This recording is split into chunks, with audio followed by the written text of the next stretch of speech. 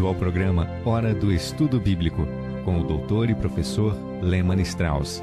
Este estudo é o resultado do tempo pessoal com o Senhor, da experiência de ministério pastoral e das conferências bíblicas do Dr. Lehmann Strauss, que nos instrui e encoraja com o ensino da Palavra de Deus. Agora com você, Hora do Estudo Bíblico, na apresentação de Aurélio Campos. Muito obrigado por incluir este tempo de estudo bíblico em sua agenda hoje. Antes de começar o nosso estudo da Palavra de Deus, vamos orar. A oração é muito importante. A nossa dependência deve ser sempre no Senhor. Vamos orar juntos. Pai amoroso, verdadeiramente, a nossa dependência é no Senhor. Recordamos as palavras de nosso Senhor Jesus quando disse: sem mim nada podeis fazer. Como somos fracos, Senhor, sem Ti. Obrigado, Pai, pelo privilégio de ministrar a Tua palavra. Agradecemos por cada pessoa que está ouvindo o programa hoje. Supra as suas necessidades espirituais, emocionais, mentais e físicas, Pai. Que eles possam descansar e confiar em Ti, ó Deus. E se eles que estão ouvindo hoje e nunca foram salvos, que eles possam confiar no Senhor Jesus como seu Salvador neste dia. Dá-nos a resposta a esse pedido, ó Deus, de acordo com a Tua santa vontade. Que este seja um dia maravilhoso no ministério da palavra. Oramos no precioso nome de Jesus. Amém. A nossa palavra bíblica de hoje é a palavra anjo. A palavra vem do grego e significa mensageiro. Os anjos são seres espirituais. Eles não têm um corpo material como os seres humanos. Podemos ver isso em Hebreus, capítulo 1, versículo 14. Os anjos foram criados por Deus. Vemos isto em passagens como Salmo 148, João 1,3, Colossenses 1,16 e muitas outras. É possível que eles tenham sido criados antes do homem. Eu não sou dogmático a esse respeito, mas se os anjos ou os filhos de Deus em Jó 38:7 são anjos, então eu creio que eles foram criados antes de Adão e Eva.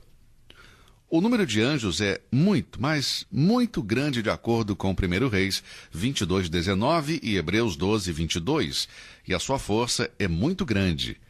Sempre se refere a eles como gênero masculino. A forma feminina nunca é usada em relação a anjos. Os anjos têm uma superinteligência, mas não são oniscientes como Deus. Eles são mais fortes do que os homens, mas não são onipotentes, ou seja, eles não têm todo o poder que Deus tem. Eles foram criados bons e santos. Eles adoram a Deus e são agentes da providência de Deus e ministram as necessidades dos filhos de Deus na terra. Os anjos são criaturas maravilhosas. Eles tiveram um papel muito importante na vida e ministério do nosso Senhor Jesus. Apareceram a José e Maria para explicar o mistério da concepção milagrosa. Isto é encontrado em Mateus, capítulo 1, versículo 20, e em Lucas, capítulo 1, versículos de 26 a 33. Os anjos apareceram aos pastores após o nascimento de Cristo, em Lucas, capítulo 2, versículos 8 e 12. Os anjos ministraram ao Senhor depois que ele foi tentado pelo diabo no deserto, segundo Mateus 4, e novamente no jardim, em Lucas 22:43. Foi um anjo que rolou a pedra do túmulo de Cristo em Mateus 28, versículos de 2 a 7. E também estavam presentes na ascensão de Cristo em Atos, capítulo 1, versículo 11. Alguns anjos caíram do estado original que foram criados. No Novo Testamento, esses anjos caídos são chamados de demônios. Satanás é o chefe dos demônios e eles agem sob a sua direção. Portanto, temos anjos bons e anjos maus. Espero que o estudo desta palavra tenha ajudado e sido uma bênção para você no dia de hoje. Agora vamos voltar ao nosso estudo da Epístola de Paulo aos Gálatas e começar o nosso estudo no capítulo 1. Vamos ler os versículos de 1 a 5. Gálatas 1, versículos de 1 a 5, onde lemos: Paulo, apóstolo, não da parte dos homens, nem por homem algum, mas por Jesus Cristo e por Deus Pai, que o ressuscitou dentre os mortos, e todos os irmãos que estão comigo, as igrejas da Galácia.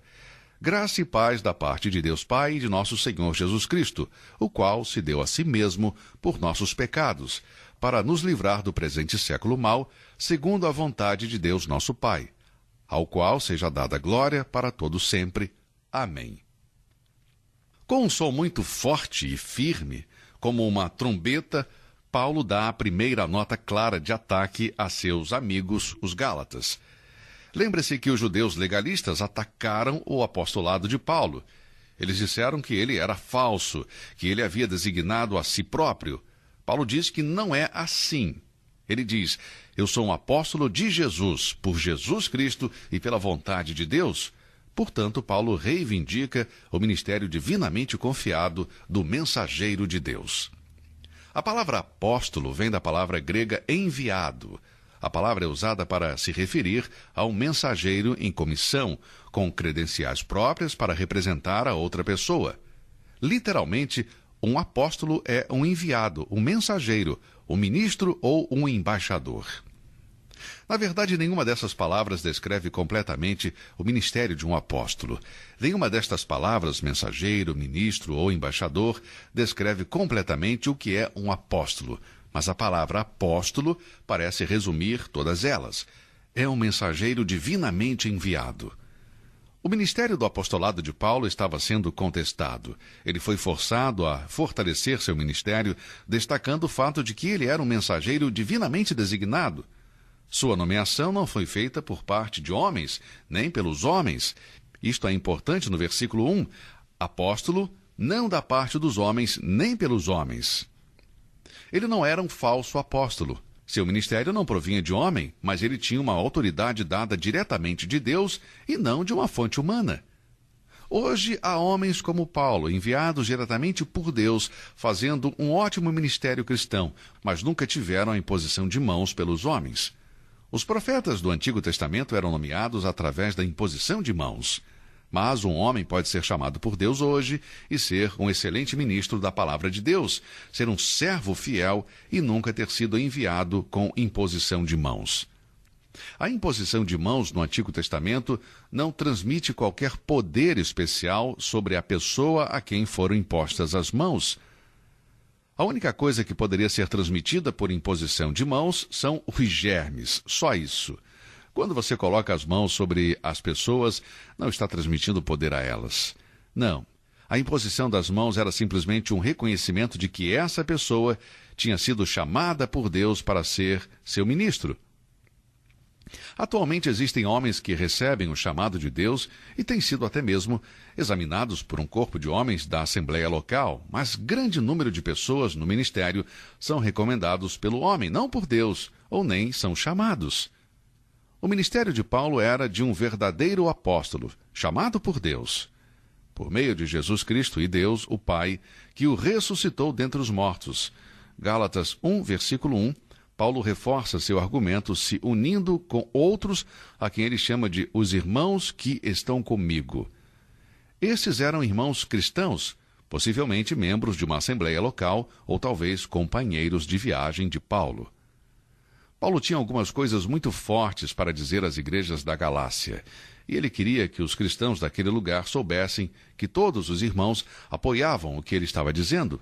Assim, os companheiros de Paulo tornaram-se coautores, com sua autorização carimbada na mensagem de Paulo. Por isso, o versículo 1 diz: Paulo, apóstolo, não da parte dos homens, nem pelos homens, mas por Jesus Cristo e Deus, o Pai que o ressuscitou dos mortos. No versículo 3, Paulo diz: graça e paz da parte de Deus Pai e de nosso Senhor Jesus Cristo. Nem uma única vez nas epístolas encontramos uma saudação em que a paz precede a graça. Observe que no versículo 3, graça e paz a vós outros. A paz de Deus nunca pode ser desfrutada onde sua graça não foi recebida. Isto pode ser aplicado para o crente e para o descrente. Os cristãos da Galácia tinham sido salvos pela graça, mas eles haviam caído da graça ao aceitar os ensinamentos errôneos de que deveriam obedecer à lei de Moisés para serem salvos. Quando trocaram a graça pela lei, eles perderam a alegria e a paz que só vem através da fé. Através da fé em Cristo Jesus. A graça e a paz têm sua origem em Deus Pai e sua essência na pessoa e obra de Jesus Cristo. A graça desceu do céu em toda a sua plenitude quando Cristo veio ao mundo. João, capítulo 1, versículo 17 diz: porque a lei foi dada por Moisés, mas a graça e a verdade vieram por Jesus Cristo. E veio através de seu sangue derramado na cruz. Colossenses 1:20 diz: havendo por ele feito a paz através do sangue da sua cruz. Assim podemos ver que a alegria e a paz da salvação é através de Cristo e não por natureza humana. Paulo deve lembrar àqueles Gálatas que a graça de Deus que lhes trouxe a alegria e a paz foi conseguida por um alto custo. O Cristo ressuscitado, a quem ele se refere no versículo 1, é também o Cristo crucificado, que deu a si mesmo por nossos pecados, para nos livrar deste presente século mau, como lemos em Gálatas, capítulo 1, versículo 4. Podemos ver sobre a morte e ressurreição de Cristo no início da epístola, porque essas duas grandes verdades são essenciais para defender a doutrina da justificação pela fé. E a epístola vai se referir a isto. Vamos ver sobre isso mais adiante em nosso estudo. Lembre-se, somos justificados pelo sangue de Cristo, de acordo com Romanos 5:9. Em Romanos 4:25 lemos: o qual foi entregue por nossos pecados e ressuscitou para nossa justificação. Paulo afirma claramente que uma das razões do sacrifício de Cristo é o nosso pecado. Primeiro, Cristo se entregou por nossos pecados, nossos piores pecados, sensualidade e maldade, por nossos pecados passados, presentes e até mesmo aqueles que estão por vir. Ele não pediu que entregássemos a nós mesmos, mas ele se ofereceu como nosso substituto. Ele entregou a si mesmo. Quando Cristo morreu, toda a nossa iniquidade caiu sobre ele, de acordo com Isaías 53:6. E através de tal ato de graça, nenhum sistema legal de obras poderia permanecer. Cristo também deu a si mesmo para nos livrar deste mundo mau. Algumas versões usam a palavra mundo ao invés de século, e aqui se refere precisamente sobre este sistema mundano. O sistema deste mundo está nas mãos do maligno, e esse sistema é antagônico à obra de Deus, em Cristo, pelos sacerdotes. Satanás é o Deus deste século, portanto, é um século do maligno. Aqui Paulo refere-se ao século como um período de tempo e não o mundo físico. Ele não está dizendo que o mundo físico é mau. Ele está dizendo que o século atual, o sistema deste mundo é mau. O mundo é dividido em períodos ou séculos. E este presente século, que precede a vinda do Senhor Jesus Cristo, é um século mau. Livrar-nos deste mundo mau pode ser entendido de duas maneiras. Primeiro, como uma libertação presente das características e tendências mais do sistema mundano. A Bíblia diz em 1 João 2,15, não ameis o mundo. Em Romanos 12:1 lemos, portanto, irmãos, rogo pelas misericórdias de Deus que apresentei os vossos corpos como sacrifício vivo, santo e agradável a Deus, que é o vosso culto racional, e não vos conformeis a este século. Cristo morreu para libertar-nos deste século mau. Também podemos considerar isto de outra forma, como uma libertação futura deste mundo e seu sistema, quando os crentes forem arrebatados pelo Senhor Jesus na sua vinda. E é somente porque Jesus abordou a questão do pecado profunda e completamente que agora podemos nos unir ao apóstolo e dizer: a Deus seja a glória para todos sempre. Amém. Isto está no versículo 5. Agora vamos ler os versículos de 6 a 10. Paulo continua: maravilho-me de que tão depressa passasseis daquele que vos chamou a graça de Cristo para outro evangelho, o qual não é outro, mas há alguns que vos inquietam e querem transtornar o evangelho de Cristo. Mas ainda que nós mesmos, ou um anjo do céu, vos anuncie outro evangelho além do que já vos tenho anunciado, seja anátema. Assim como já vô-lo dissemos, agora de novo também vô-lo digo: se alguém vos anunciar outro evangelho além do que já recebestes, seja anátema. Porque persuado eu agora a homens ou a Deus? Ou procuro agradar a homens? Se estivesse ainda agradando aos homens, não seria servo de Cristo. Agora vamos olhar para esta mensagem do versículo 6 ao versículo 10. O que temos aqui é o pronunciamento de anátema. Em nenhum dos escritos de Paulo se encontra uma expressão tão forte. Esta importante advertência é dirigida àqueles que pervertem o Evangelho de Cristo.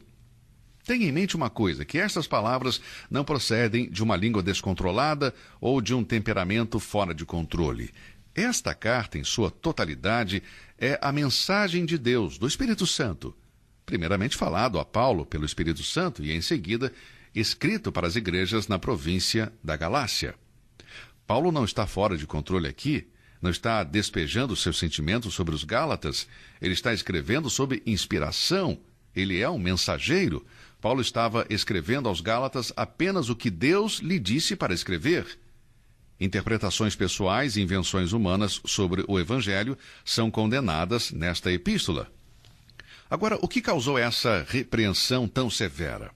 Os falsos mestres estavam levando os jovens cristãos a desviarem-se do caminho. Paulo disse: maravilho-me de que tão depressa passasseis daquele que vos chamou a graça de Cristo para outro evangelho.